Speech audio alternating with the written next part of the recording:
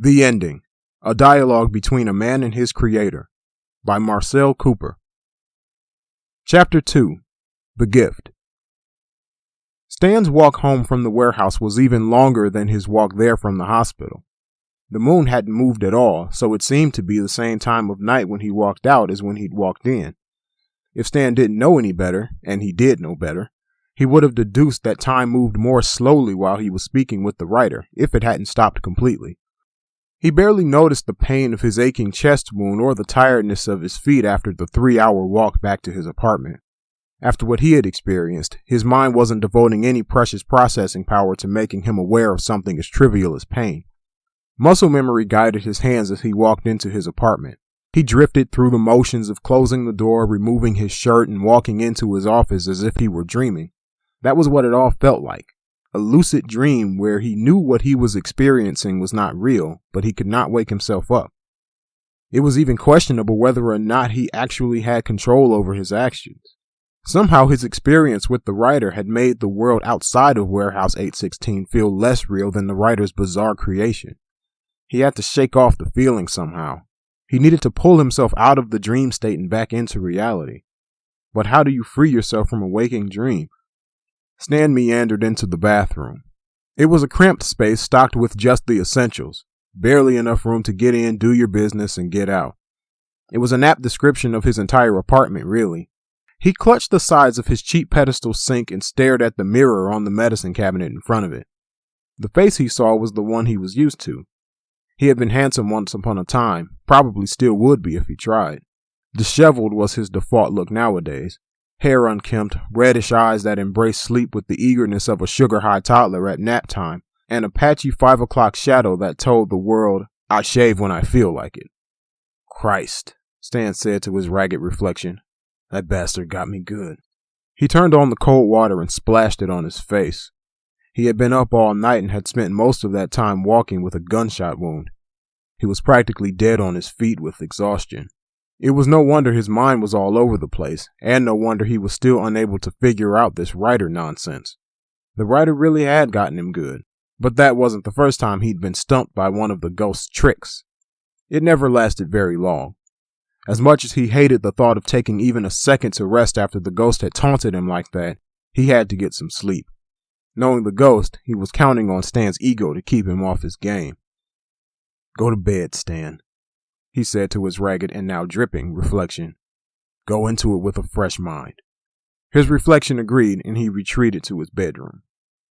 Stan awoke the next morning to the sound of one of his desk drawers sliding shut. His office was beside his bedroom, and the thin walls in the cheap apartment might as well have been open windows when it came to dampening sound. His waking didn't come with any of those transitionary phases between asleep and awake. He was fully conscious and cognizant in the split second it took him to open his eyes. When it woke him up, the sound of the drawer was like thunder. Now the sounds coming from the other room were quieter. There were papers being shuffled around, feet scuttling across the floor every few seconds. Someone was in his home, and what other someone would have been sneaking around his office after what he'd experienced the night before? He followed me home. Stan rolled out of bed as quietly as he could and reached under his bed. His fingers felt the grip of the 12-gauge shotgun he kept stowed away for just such an occasion as this. It'd be interesting to see the so-called writer try and play his games in an environment he couldn't control. He skulked toward the room, listening to the writer still rifling through his things, probably looking for more information he could use for his mind games. It was almost disheartening that he had gotten so sloppy so early. If this was a book, it was a pretty short one.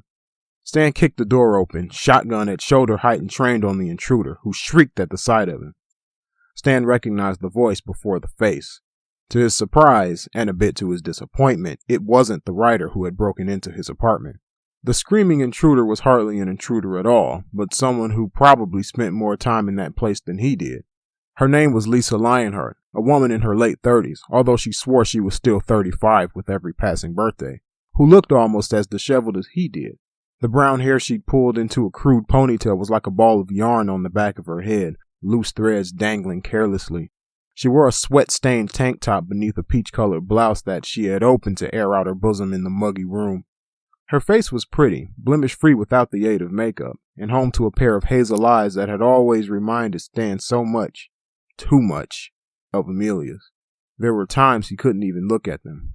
Jesus Christ, Stan, Lisa gasped. What are you doing here? I live here, Stan said, lowering his weapon. You want to ask yourself that question? Sorry, she said. I came here looking for evidence as to where you might have gone. I heard you left the hospital and I didn't know what you would do since... She hesitated. Since what? Lisa looked up at Stan in a way that forced him to avert his gaze. I heard about Pierce. I'm sorry. I should have been there. Stan rested the shotgun on his shoulder and moseyed back into his bedroom to put it back where he had gotten it. No, you shouldn't have. You were right. The ghost was 2 steps ahead of us. The only reason I'm not dead too is because that murdering psychopath is trying to prove something. He's got this new guy playing a game with me. Is that what these books are about? The air caught in Stan's lungs. He ran back into the office where Lisa was holding 2 hardcover books. Both were titled The Ghost Chronicles, and each had a different subtitle. Where did you get those? Asked Stan, attempting to contain his panic and remember this was a part of the ghost's game. They were in your desk drawers. There were like 5 of them. Stan took one of the books. It was the one the writer had mentioned, Spectral Desire. So the writer had paid him a visit at some point. Yeah, said Stan. I went to Warehouse 816 last night. Lisa scowled. Stan, I know, but listen.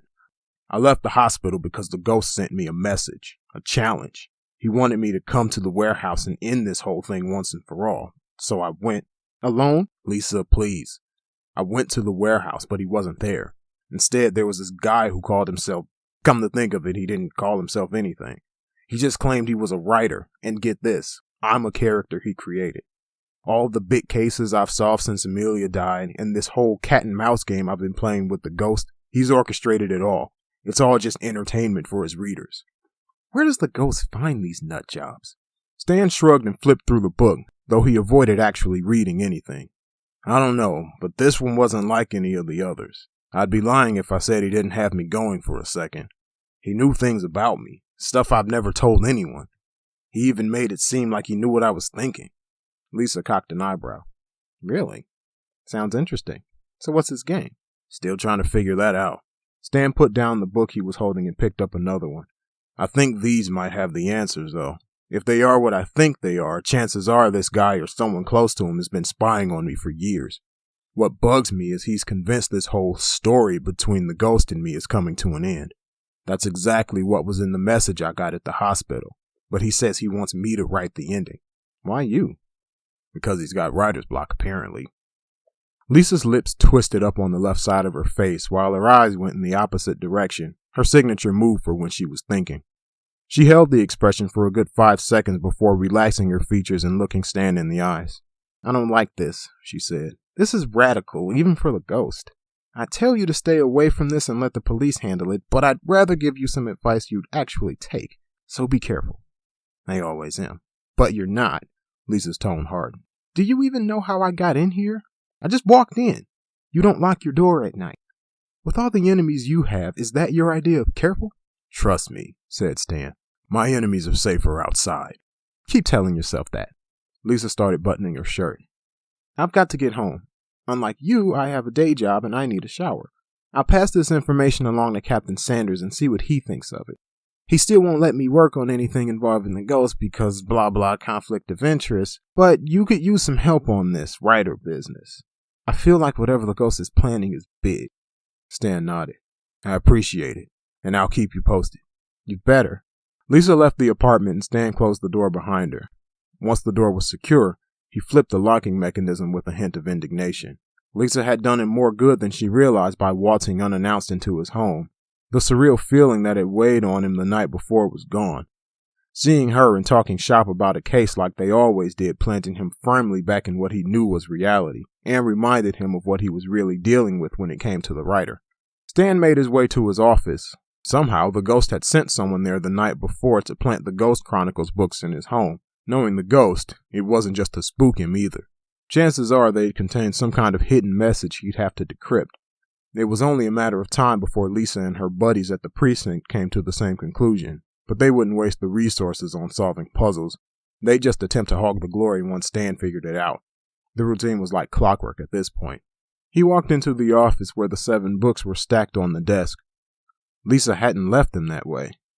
A shock seized Stan's guts as his office chair swiveled around. There sat the writer, pen in hand. He only took a second or two to look at Stan and revel in his surprise before taking the pen to a notebook that Stan was just noticing had been sitting on the desk the entire time he and Lisa were talking. "In the first draft of book 2, said the writer, I thought giving you a confidant would take away from the tragedy of your character, but I'm glad I put Lisa in your life. I'm also glad I didn't make her a bartender like I started to." Stan's eyes moved toward the left side of his desk. There was a gun stashed in a secret compartment that the writer couldn't know about. If he could, "I know about the gun," said the writer. "I thought we were past this, or do I have to remove the door again? How did you get in here? You don't lock your door." It would have been so easy to just take a swing at him while he was focused on the writing. Knock him out and tie him to that chair. He'd make the writer tell him where the ghost was hiding. Then Stan would be the one with the element of surprise. "So," said the writer, "now that you've gotten a good night's sleep and had a chat with your former sister-in-law, I've come bearing gifts." "I see," said Stan. "And what are these supposed to be?" "These," the writer slid his finger down the stack of books, "are my pride and joy, the Ghost Chronicles. Every single one of these babies were worldwide bestsellers, with 4 of the 5 hitting #1. You're a popular guy, Stan." "Funny how I've never heard of him." "Well, notwithstanding recent events, I tend to shy away from breaking the 4th wall. The series doesn't exist in your universe except for these copies.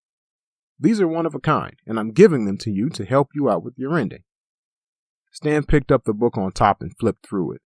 He stopped on a random page and read a line. Stan collapsed to his knees, sputtering blood as he struggled to breathe. The stabbing pain in his side told him at least 2 of his ribs were broken. "Is this supposed to be funny?" "No," said the writer, without looking up. "It's supposed to be suspenseful, one of those how is he going to get out of this one moments. You know the type." "Screw you." Stan chucked the hardcover book at the writer's head. The man caught it in his right hand and continued writing with his left. "That whole one-of-a-kind thing just went right over your head, I guess. You shouldn't just go tossing these things around. You'll need them if you want your ending to be good. Maybe I didn't make this clear to you, but I don't have any intention of participating in whatever experiment the ghost is trying to conduct with me. He killed my partner. The time for games is past. And yet you're no closer to catching him than you were 2 nights ago when he put a bullet in you." The writer's quip was more biting than Stan let him believe. He had tried losing his temper back at the warehouse, and that hadn't done him any good. It could be the writer was onto something. Stan wouldn't get anywhere using threats or by hurting the guy, which he had yet to successfully do anyway. It might have been worth it to see how far he could get by indulging the delusion. Besides, he was already humoring this douchebag instead of putting a bullet in his head and calling it a day. He couldn't even know exactly how much time he was wasting, but maybe there was a way he could turn this in his favor. Whatever game the ghost was playing, this guy seemed pretty sincere. It wouldn't be the first time the ghost had employed some psycho to do his bidding. They were a lot harder to figure out than common thugs. Maybe, then, if he played it right, he could get the writer to give up his boss.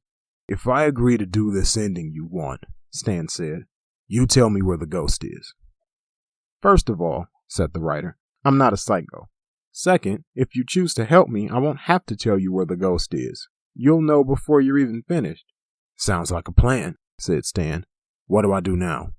Still without looking up from his work, the writer grabbed the first book from the top of the stack and handed it to Stan. It was titled The Ghost Chronicles, Gilded Whispers. "Gilded Whispers," Stan read. "What does that even mean?" "I'm not good with titles," said the writer. "Just read the book. When you finished it, read the next. You don't have to read them all, just so much that you're comfortable enough with the story that you think you can write a suitable ending for it." "I'm pretty sure I can write an ending to my own life without reading about it." "You're not writing an ending to your life, you're writing an ending to my story, of which your life is only a part. Start reading and you'll catch on pretty quick to what I mean." Stan studied the outside of the book. There was no dust jacket, just the gold letters spelling out the uninspired title on the cardboard cover. The small tome supposedly contained details of his life, and maybe more. Suddenly, he contemplated how much he could learn about the ghost by studying the writer's material. Stan could learn how the ghost's mind really worked by seeing what he believed were Stan's innermost thoughts and the most important parts of their deadly rivalry.